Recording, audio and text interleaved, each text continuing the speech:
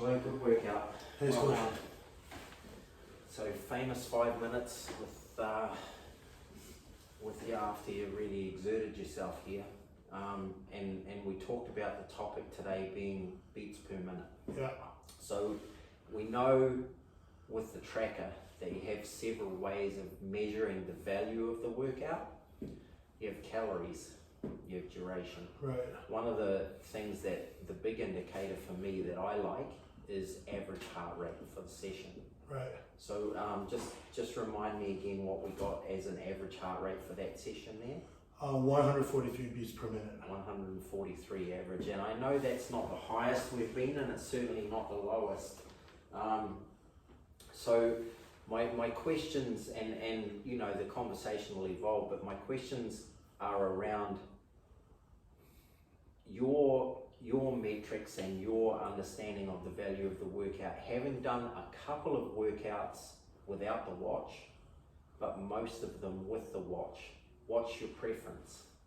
I like the watch a lot better because I'm able to gauge, you know, when I'm working hard, I can a lot of times predict in my head what that really looks like. And a lot of times for me, when I'm huffing and puffing, that's between 155 and 170.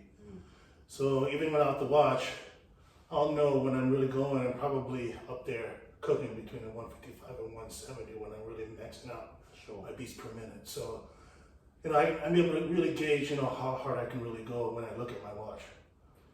Okay, so conversely, are there times in the workout when you feel really wiped out and you think, you know what, I can't go, I need a rest, and you look at the watch and you're looking at a low number? So in theory, the watch is telling you the truth is that you can go, Yeah. even though physiologically you feel under a bit of pressure. Precisely when, especially earlier when I started feeling I thought I was cooking, but I was really only at like a 130 something. You're exactly right in my brain. Like, well, I know that that's just me warming up to where my oven's on fire. You want to Yeah, say? you're lighting the furnace. Yeah.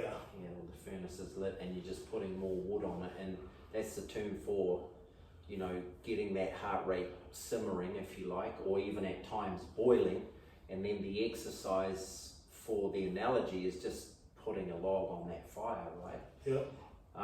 So what then do you think, knowing the syllabus, is an exercise that really drives it through the ceiling?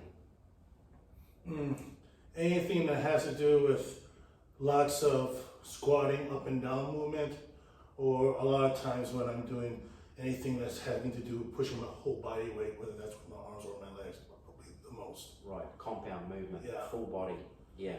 And then what brings it down? Oh, the ones where I'm not using all of my weight, and let's say I'm on my back and I'm doing a hip lift squeeze.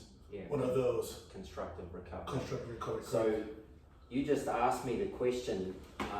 Now you felt like today you just kept going through the whole session, and they're 60 minutes because we timed them, and that you didn't really have that many rests, and you are 100% right that you did. You barely had much rest. You took a couple of drinks, but you were really just banging out the exercises. And so maybe you're in terms of, maybe disappointment's not the right word, because 143 is not easy and it's something to be proud of, and you're going great, but it wasn't a new record 149, which maybe you had expected because you've just been keeping yourself going.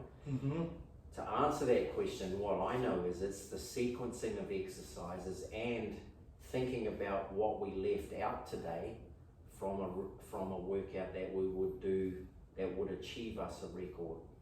And can you think what that is? Oh, that's the boxing deadlift. It's the squatting and the deadlifting, Yeah. correct? Yeah. It's the hex bar deadlift. Right. So that's part of it, right? Okay. So it wasn't necessarily a whole lot different from the other workouts, but we left out the hex bar squats. So that's part of it. Makes sense. Yeah. So Okay. a lot to do with the sequencing of it. But you still worked hard and you still got really constructive full body workout, a lot of material in there. What are the three components now that we're trying for in these workouts? Can you remember them? There's 3 of them. The mobility, Mm-hmm. the endurance, Endurance is one, yeah. That'll make 4. Strength. Strength, what's the other one? Yeah, you're gonna have to remind me. With this leg. Mobility, starts with S. Stability. Stability. There you go. Yeah. So we're getting the 3 components in spades: mobility, stability, and strength. And the fact that you didn't take much reach and you keep just hammering them out is your endurance. So your conditioning's got a lot better. I feel that. And you're coping with that high heart rate. So would you recommend for, we only have a very small following and that's fine. Would you recommend to people that do follow us heart rate or no heart rate monitor? My recommendation is the heart rate monitor. Yeah, it's heart so rate. worth it. Yeah, And you can keep track of it. I really love it. yeah. And that's part of what we talked about at the beginning, right? Is that we wanted this process to be educational. So you're really using that thing well. Yeah, I mean, I think about it like my business. If you can't track it, you can't manage it either. Right, you can't manage what you don't measure. Yeah. Correct. Thanks, Coach. Well done. Keep it blasting. Yeah. Weather's going to come right and get out on that bike. Oh yeah. Well done, man.